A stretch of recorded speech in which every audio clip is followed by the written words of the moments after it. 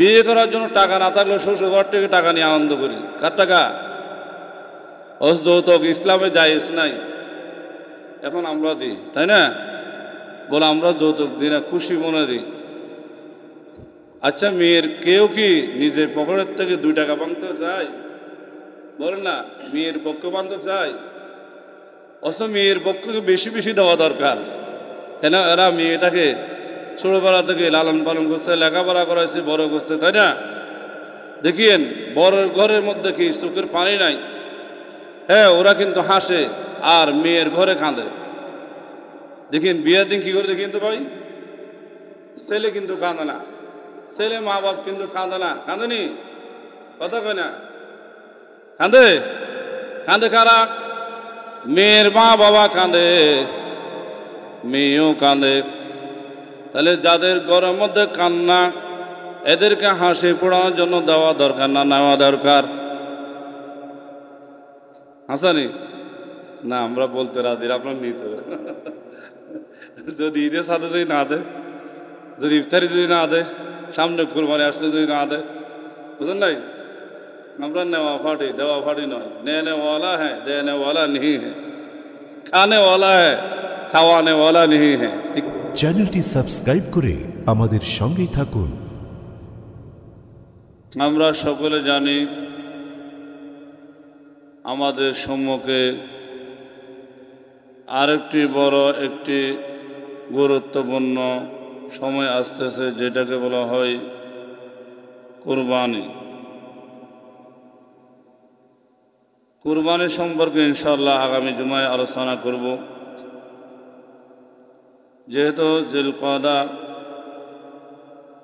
জিলহজ এগুলো হলো হজর মাস, আমরা সবাই জানি। আমাদের সবচেয়ে বেশি ওয়াজের প্রয়োজন এই ওয়াজটা মৃত্যু সম্পর্কে।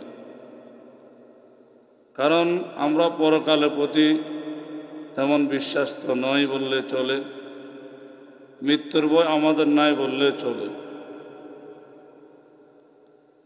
অথচ আল্লাহর হাবিব জনাবে মুহাম্মদ রাসূলুল্লাহ সাল্লাল্লাহু আলাইহি ওয়াসাল্লাম বলেন, আকসিরু যিকরাহা দিমিল লাজ্জাতিল মউত, তোমরা মৃত্যুকে বেশি বেশি স্মরণ করো। বলুন তো রাসূল কি বলছে? মৃত্যুর স্মরণ মানুষকে দুনিয়ার স্বাদ থেকে দূরে রাখে, দুনিয়ার আনন্দ ফুর্তি থেকে দূরে রাখে, গুনাহ থেকে দূরে রাখে। কারণ মৃত্যুর পর যদি আমার নেক আমল না থাকে, আপনার যদি নেক আমল না থাকে, তাহলে আমাদের কবরে সাজা ভোগ করতে হবে, ঠিক না? তাহলে মৃত্যুর স্মরণ যে ব্যক্তির আসে, সে কি দুনিয়া নিয়ে মগ্ন থাকবে না আখিরাত নিয়ে, পরকালের চিন্তা নিয়ে মগ্ন থাকবে? হিসাব নিকাশের ভয় তার অন্তরে যখন থাকবে, সে যে কোনো কাজে আল্লাহর হুকুম নবীর তরিকা এর বাহিরে যাবে না, বরাবর ইসলামের মাপকাঠের ভিতর থাকবে, বাহিরে যাবে না। বাহিরে গেলে কি আছে? বিপদ আছে। আমি গত জুমায় আলোচনা করেছিলাম, আল্লাহ বলছে, ইয়া আইয়ুহাল্লাযীনা আমানু উদখুলু ফিস সিলমি কাফা, হে ঈমানদাররা, হে বিশ্বাসীরা, তোমরা ইসলাম ধর্মের মধ্যে পুরোপুরি প্রবেশ করো।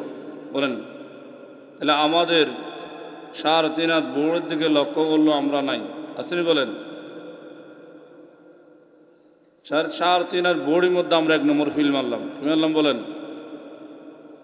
যেহেতু আল্লাহ বলছে পুরোপুরি প্রবেশ করো। এরপর আমরা যদি নামাজের দিকে দেখি, তাও নাই, আসেনি? দেখেন, এরপরে যদি আমরা দেখি রোজার দিকে, তাও আমাদের নাই। এরপরে যদি আমরা জাকাতের দিকে দেখি, তাও আমাদের নাই, আসেনি? বলেন, এরপরে যদি বলা হয় কুরবানের দিকে, তাও আমাদের নাই।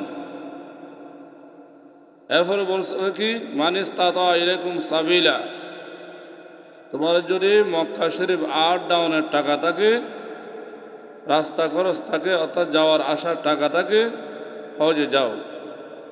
আমাদের সেটা অনেকের নাই, অথচ অনেকের হজ ফরজ হয়েছে।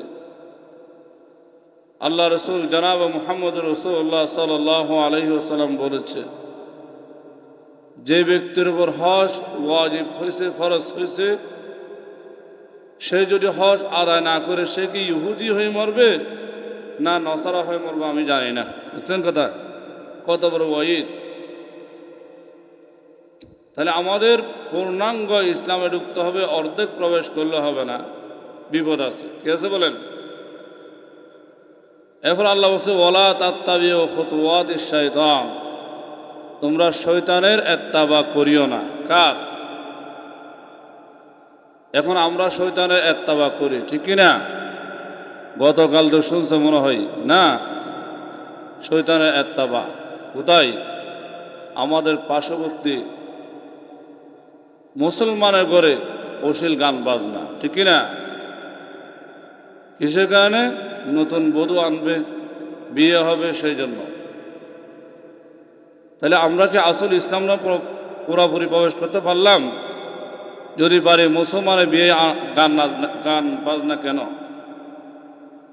এগুলো তো ইহুদি নসারা খ্রিস্টান যারা বেজাতি, এদের বিয়ের মধ্যে বাধা দরকার, মুসলমানের বিয়ে নয়, ঠিক না? গতকালকে হিন্দুর বিয়ে গেছে মুসলমানের গায়ে হলুদ। তাহলে ইসলামে যেগুলো না আমরা এগুলো করি, তাহলে আমরা আল্লাহ বলছে তোমরা পুরোপুরি ইসলাম ধর্মে প্রবেশ করো, শয়তানের অনুসরণ করিও না। তাহলে গান বাজনা করা, শোনা, এটা কার অনুগত্য করা? শয়তানের অনুগত্য করা। আল্লাহ বলেন ওয়ালা তাত্তাবিউ খুতুওয়াতিশ শাইতান ইন্নাহু লাকুম আদুউম মুবিন, নিশ্চয় শয়তান তোমাদের প্রকাশ্য শত্রু, চিরশত্রু, ঠিক কিনা? তাই দেখেন আজকে আমরা মুসলমান দাবি করি, কিন্তু এখনো পুরাপুরি কি ঢুকতে পারে নাই। আব্দুল কাদের জিলানী কোথা থেকে হবে? যদি আমার সুলগ্ন যদি গান বাজনা দিয়ে হয়, আমার ছেলে মেয়ে আমার কথা কিভাবে শুনবে? যদি আমার বিয়ে যদি গান বাজনা দিয়ে শুরু হয়, আমার ঘরের মধ্যে বরকত কিভাবে আসবে? যদি আমার গান বাজনা যদি আমার বাসরা শুরু হয়, আমার ঘরের মধ্যে কিভাবে বিয়ে শাদী ঠিক থাকবে যদি গান বাজনা দিয়ে আমার বিয়ে শুরু হয়, ঠিক না? তাহলে আজকে মুসলমান জাতির সতর্ক হওয়া দরকার, কিন্তু আমরা সতর্ক নই। ঘরে ভাতের ফাইলার ভাত থাকার না থাক গান করতে হবে, বিয়ে করার জন্য টাকা থাকার না থাক কিন্তু ফেকাস করতে হবে, নাকি? এটা হলো কি আমাদের মনের কি চাহিদা। হ্যাঁ নফসানের গোলাম আমরা বনে গেছি, আল্লাহর গোলাম এখনো বনতে পারি না, আমরা নফসের গোলাম বনে গেছি। কার গোলাম বলুন তো? আমরা কি নফসের গোলাম না আল্লাহর গোলাম? আল্লাহর গোলাম। কিন্তু আল্লাহর গোলাম সবাই বলি, কিন্তু আসলে নয়, কিন্তু আমরা নফসের গোলাম। নফস বদরা দরগুনায়ারি মদত, নফস বদরা দরগুনায়ারি মদত, हर्ष फरमायत खिलाफे आकुने, हर्ष फरमायत खिलाफे आकुने। খাহেশ নফসানির যে নফসে লওয়ামা আছে তার কথা শোনা যাবে না, নফস মুতমাইন্নার কথা শোনা যাবে। তাহলে আমরা বর্তমানে নফসের গোলাম, নফস লওয়ামার গোলাম আমরা বনে গেছি। অথচ হারে আছে হজিবাতিন নার বিশ শাহাওয়াতি ও হজিবাতিল জান্নাত বিল মাকারিহা, জান্নাতকে ডাকা হয়েছে কষ্টদায়ক জিনিস দ্বারা, আর জাহান্নামকে ডাকা হয়েছে খাহেশ নফসানিয়ত দ্বারা। হজিবাতিল জান্নাত বিল মাকারিহা ও হজিবাতিন নার বিশ শাহাওয়া, শাহাওয়াত দ্বারা যা মনে চায় তা করলে জাহান্নামে যাওয়া সহজ। বলেন জাহান্নামে যাওয়া, জাহান্নামে যাইতে কোনো বাধা নাই। বলেন জাহান্নামে যাইতে কি নাই কোনো? বলেন তো হিন্দুদের, বৌদ্ধদের, খ্রিস্টানদের কোনো বাধা আছে? কথা বলেন। কিন্তু মুসলমানের বাধা আছে। কি আছে? এদের জন্য কোনো বাধা নাই। খাওয়া দাওয়া ফুর্তি করো, দুনিয়াটা মস্ত বড়।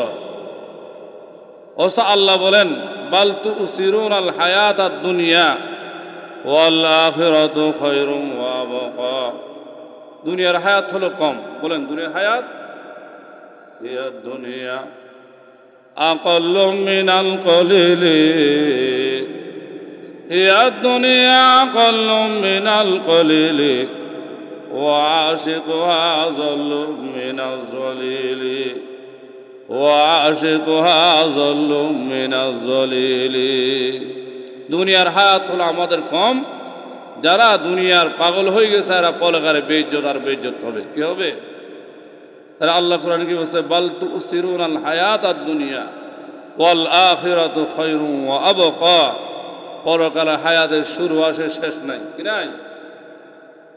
যেটাকে বলা হয় আখিরাত।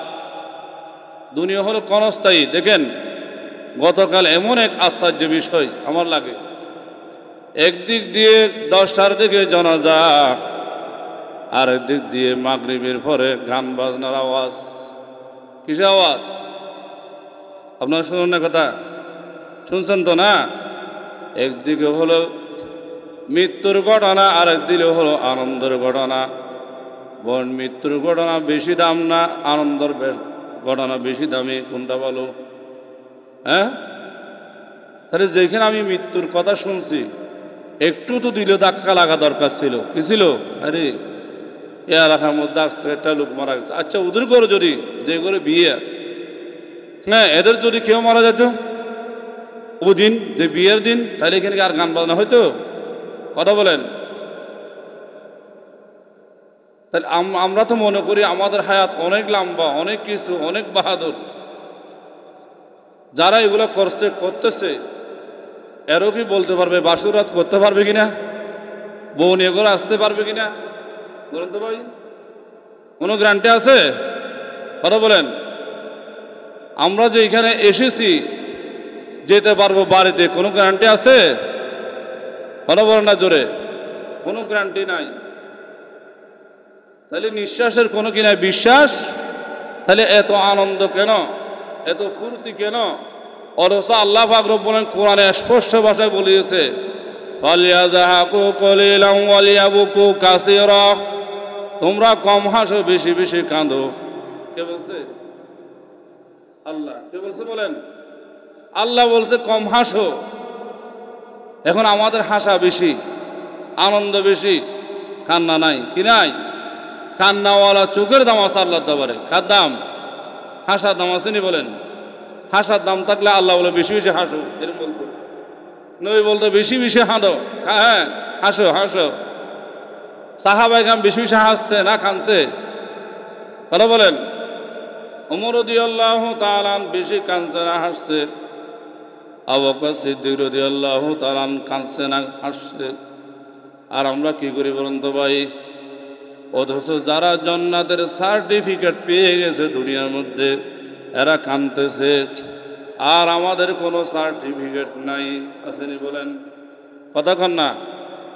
আপনাদের আছে মনে হয় না? থাকলে বলিন তো আমাদের ক্ষেত্রে।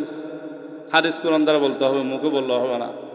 যে আপনার নাম ধরিয়ে বলছে ফিল জান্নাহ, আপনি সাহাবী ছিলেন, দেখাতে পারবেন? সনদান ওমতনান দেখাতে হবে। তাহলে কোন সাহাবী বর্তমানে দুনিয়াতে বেঁচে আছে? কথা বলেন। নাই। তাহলে আমাদের কোনো গ্যারান্টি নেই। আমরা এত ওরে বাবা, এগুলো কি শুরু হয়েছে কিছু বুঝি না। বিয়ে করার জন্য টাকা না থাকলে শ্বশুর ঘর থেকে টাকা নিয়ে আনন্দ করি। কার টাকা? যৌতুক ইসলামে জায়েজ নাই, এখন আমরা দিই, তাই না? বলে আমরা যৌতুক দিই না, খুশি মনে দিই। আচ্ছা মেয়ের কেউ কি নিজের পকেটের থেকে 2 টাকা ভাঙতে চায়? বলেন না, মেয়ের পক্ষ বান্ধব চায়? অথচ মেয়ের পক্ষকে বেশি বেশি দেওয়া দরকার। কেন? এরা মেয়েটাকে ছোটবেলা থেকে লালন পালন করছে, লেখাপড়া করাইছে, বড় করছে, তাই না? দেখিয়েন বড় ঘরের মধ্যে কি চোখের পানি নাই? হ্যাঁ, ওরা কিন্তু হাসে আর মেয়ের ঘরে কাঁদে। দেখিন বিয়ের দিন কি করে দেখি কিন্তু ভাই, ছেলে কিন্তু কাঁদে না, ছেলে মা বাপ কিন্তু কাঁদে না। কাঁদেনি? কথা কয় না? কাঁদে? কাঁদে কারা? মেয়ের মা বাবা কাঁদে, মেয়েও কাঁদে। তাহলে যাদের ঘরের মধ্যে কান্না, এদেরকে হাসি পড়ানোর জন্য দেওয়া দরকার না নেওয়া দরকার? হাসানি না, আমরা বলতে রাজি, আপনার নিতে যদি ঈদের সাথে যদি না দেয়, যদি ইফতারি যদি না দেয়, সামনে কুরবানি আসতে যদি না দেয়, বুঝলেন নাই? আমরা নেওয়া ফাটি দেওয়া ফাটি নয়। নেনে वाला है देने वाला नहीं है, खाने वाला है খাওয়ানে वाला नहीं है। ঠিক না? খাওয়ানে শিখান, খাওয়ালে বরকত। খাওয়ালে কি? ওলিমা, সুন্নাত। কি করা? অর্থাৎ পাত্রর পক্ষ থেকে মেয়েদেরকে খাওয়ানো, এটাকে বলা হয় ওলিমা। বন্ধুদেরকে খাওয়ানো, দাওয়াত দিয়া বিয়ের দিন। এই স্ত্রীর পক্ষ থেকে কোনো কিছু না নেওয়া। কি করা? এখন বিয়ের দিন আরেকটা ঘটনা করে আমার দেশের মধ্যে বড়, যেহেতু কথা আসছে বলতে হয়। বলে বিয়ের দিন বউ নিবে কে কুলে? বলুন তো, বিয়ের দিন যখন গাড়ির মধ্যে তুলে তখন কারে খুঁজে বলুন তো আপনারা? এ কথা কয় না, কারে খুঁজে? বিয়ের দিন যখন গাড়ির মধ্যে তুলে, হ্যাঁ, বউকে যখন গাড়িতে তোলে, কার মাধ্যমে তোলে? দেখছেন, জানিয়ে না জানা বন্ধ হচ্ছে। মানে সব ফৌজরি আমরা কইরা নাকি? সব দোষ মোল্লাদের না, কার দোষ? আমাদের দেশ। কুতো কারে জানেন? দুলাভাই। কারে কুজে? এই শাড়ি তুলি দে। কারে তুলি দে? কথা কন না, কারে তোলে? বোর তোলে। কে তোলে? শালিরে। শালিরে তোলে দুলাভাই। আচ্ছা, দুলাভাই বিয়ে করছে না যে ব্যক্তি বর সে বিয়ে করছে? কোনটা? কথা কয় না এগুলা। আচ্ছা, দুলাভাইয়ের জন্য কি জায়েজ ওদিন ধরা, না স্বামীর জন্য জায়েজ? কোনটা? দেখছেন ওই দিন বলে দুলাভাই খুলে খুলে তুলব। একদিন আমার ডাকতেছে, আমি বড় দুলাভাই তো, এখন আমার কই দুলাভাই কই, দুলাভাই কই, আচ্ছা কি হয়েছে, কি সমস্যা? বলে একটু তুলি দেন না। আপনি আপনি কি মুসলমান নাকি? বলে কি করেন? দাড়ি মোছা সামনে চুল পাওয়া গেছে, বুড়া মানুষ, আজ ইসলাম শিখেন নাই? বলে কি কন? ওই দুলা কই, দুলার তুলতে কম, যার তারা নিতে কম, আমারও ডাকেন। বুঝলেন না কথা? দেখছি আমারও ডাকে। আপনাদের তো ডাকবে, আমারও ডাকে। আরে দেখছেন, আবার দূরে কোথায় চলে আসছে। তখন আমার বলছে আমার দ্বারা সম্ভব না, বুঝলেন নাই? আমি দূরে চলে গেছি, যার তারে তুলতে কম। তখন কই আরেকটা জামাই কই, বলে ওই তো। আমি তো তুই তুলে তোর পা ভাঙ্গেলাম। তুই কিলে তুলবি? যার তারা তুলতে কম। আরে তুই সব। আর এরকম তোদের যদি অভ্যাস থাকে, আমাকে আনসাস কেন বিয়েতে? দেখছেন? আর আমার বিয়ে দিয়ে একটা ছবিও তুলতে দিলে, বুঝলেন নাই? কত কিছু করছে, একটা ছবি আমার না বিয়ার। আর আপনাদের তো কত ছবি আছে, অভাব নাই, অভাব নেই। একটা ছবি মাত্র দিই নাই। এরকম হাতের মধ্যে কোনো মেয়েদিও দিই নাই। কেন? এগুলো পুরুষের জন্য মেয়েদের জায়েজ নাই। বিয়ের দিন কি জায়েজ আছে নাকি? আমি কি মেয়ে নাকি? বলেন। বলে মেয়েদের জন্য। কার জন্য? কথা বলেন। মেয়েদের জন্য। আচ্ছা, আমরা কি নাকফুল পরি না মেয়েরা পরে? আমরা কি এইভাবে খানের মধ্যে ফুল দিনি? কথা বল না, দেখারা হয় না মেয়েরা। গলা সেন কি আমাদেরকে দেয় নাকি? দেখারা ও আঙ্গুরে একটা একটা আন্টি দে, কি দে? আচ্ছা, আন্টি যদি দে ভালো কথা, আপনার জন্য জায়েজ আছে, আমার জন্য জায়েজ আছে? স্বর্ণর আন্টি কোনো পুরুষের জন্য কি নাই? জায়েজ নাই। বলেন, স্বর্ণর আন্টি সেন। মোট কথা, কোন স্বর্ণ পুরুষের শরীরে থাকতে পারে বলেন না? কোন স্বর্ণ পুরুষের জন্য ব্যবহার করা কি নাই? জায়েজ। জায়েজ দুই থাকতো, আমি সবসময় রাখতাম 1-2 ভরি। কেন? আপদে বিপদে পড়লে, বুঝলেন কথা? তখন বাঁধা দিয়ে তো টাকা নিতে পারবো না ভাই। আমরা কি কম বুঝো নাকি? কথা বল না। তাহলে এখন আপনারা বেশি বুঝেন, আমরা একটু কি বুঝি? বুঝি। এগুলা হওয়ার কারণ হলো একমাত্র আমাদের মৃত্যুর ভয় নাই। কি নাই? আল্লাহর ভয় নাই, জাহান্নামের ভয় আমাদের নেই। এই জন্য আমাদের সমাজে ইহুদি নসারার কালচার আমাদের ভিতর প্রবেশ করেছে। ইহুদি নসারা কিন্তু আমাদের গুণা গ্রহণ করে না, আমরা কিন্তু তাদের গুলা গ্রহণ করি। তাদের গুলা কথা কয় না, তাদের গুলা গ্রহণ করি। ইহুদি নসারা গুলা দেখুন তো, ইহুদি নসারা এরা কি ফাঁকরি পরে নাকি? পরে না। দেখেন, এরা যদি ফান্দাই পরে, যদি মুদি কোথায় 12 জন মুদি যে ফান্দায় করে দেখেন, আমাদের মতো বড় ফান্দায় করে নাকি? না, কথা বলেন, ছোট একটা ফান্দাবি না, এটা ফান্দায় বলে না, এগুলো বুঝলেন নাই। রসুলের সুন্নত হলো নিজ পোশাক জামা। কোন পোশাক? এখন কিন্তু আমরা মুসলমান দাবি করি বলে আমরা সুন্নি আশিক রসুল, রসুলকে বেশি ভালোবাসি। রবিউল আউয়াল মাস আসলে ফুলুত্তরে আমরা ঘুরি, বুঝলেন নাই, পীরকে খুঁজি, গাড়ি ভাড়া করি, বুঝলেন নাই, ওদিন একটু দৌড়াদৌড়ি করে না ভাই। কিন্তু আমরা রবিউল আউয়াল মাস আসলে রসুলকে চিনি, রবিউল আউয়াল মাস চলে গেলে রসুলকার আমরা খুঁজিও না, চিনিও না। এটা নাকি বলেন? মুসলমানের নিয়ম হলো নিঃসু শাক জামা পরবে, মাথায় টুপি দিবে, ঠিক কিনা? টুপি দেওয়া রসুলের সুন্নত। কার কথা বলেন? এখন আমরা টুপি ব্যবহার করি না, যার কারণে মসজিদের মধ্যে কেউ টুপি রাখতে হয় নামাজের সময় পড়ার জন্য, বুঝলেন নাই? এটা কতজনের মাথায় বিছিয়ে আছে না? আসেনি ভাই? কথা কই না? এমনি কিন্তু যদি কাপড় দেয় কারো, যদি এখানে ফেসা থাকে এটা পড়বে না। আর নামাজের সময় যদি টুপিওয়ালা কি করবে, আর এখানে তো না হয় লজ্জা হবে, লজ্জা থেকে বাঁচার জন্য ওই টুপিটা ব্যবহার করে। দেখেন এটা গাম তাম কত কিছু লাগে। মসজিদ তৈলাগুলা কত দেখেন, আপনার তৈলা করে দেখেন কত করে, এখানে শিন মিন লাগায় অনেক কিছু দেয়, এগুলোর অনেক ফেরাটা মুখ মুখছে। কেন? আপনি নিজের একটা পকেটে তৈলা রাখেন, বুঝলেন নাই? এখন আমরা ওইগুলা কি ওখানে মুছি না। পরিষ্কার পরিচ্ছন্ন হলে ইমানের অঙ্গ। আত্মহুর সাতুরুল ইমান, পবিত্রতা ইমানের অঙ্গ, ঠিক না? তাহলে আশ্চর্যের বিষয় হলো আমাদের এলাকাকে নিয়ে, কারণ আপনাদেরকে না বললে কি আমাদের ময়দান আমাকে ধরবে, কাকে ধরবে? এমন আওয়াজ মসজিদ পর্যন্ত কেঁপে ওঠে, কি গানের আওয়াজ, বাড়ি খায়। হাদিস আছে আল গিনা গিনা নাফস, আল গিনা ইউমবিতুন নাফস কামা ইউমবিতুল মাউ যারআ। গান বাজনা হলো জানার মন্ত্র।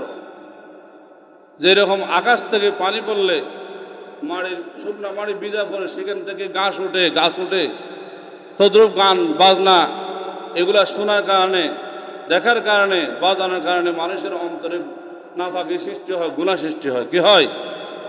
এই জন্য গুনাহ থেকে বাঁচতে হলে আমাদের গান বাজনা বর্জন করতে হবে, ঠিক কিনা ভাই? তাহলে এই যে মৃত্যুবরণ করলো গতকাল, আমাদের এক মুসল্লি ভাই, আশ্চর্য বিষয়, এশার নামাজও আদায় করলো। কথা বুঝেন? গতকালের আগের কাল মনে হয় না, গত রাতের আগের দিন, অর্থাৎ গতকাল জানাজা হয়েছে ফজরে। শুনেন, তাহলে উনি হঠাৎ দুনিয়া থেকে চলে গেছে। তাহলে এখান থেকে একটা শিক্ষা নেওয়ার বিষয় আছে। কোনটা?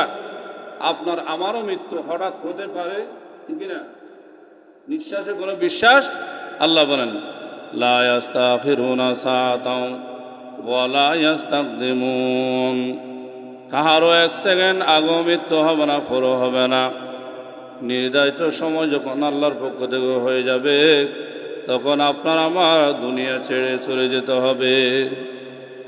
ওই মুহূর্তে যদি আমরা বলি আজরাইল আলাইহিস সালাম যখন সাকরাতুল মউত যখন আরম্ভ হবে, যখন আসবে, আজরাইলকে যদি বলি আমার দম তোলো, টাকা পয়সা যা আছে সব তুলে দেবো, আমার মারিস না, মানবেনি বলেন?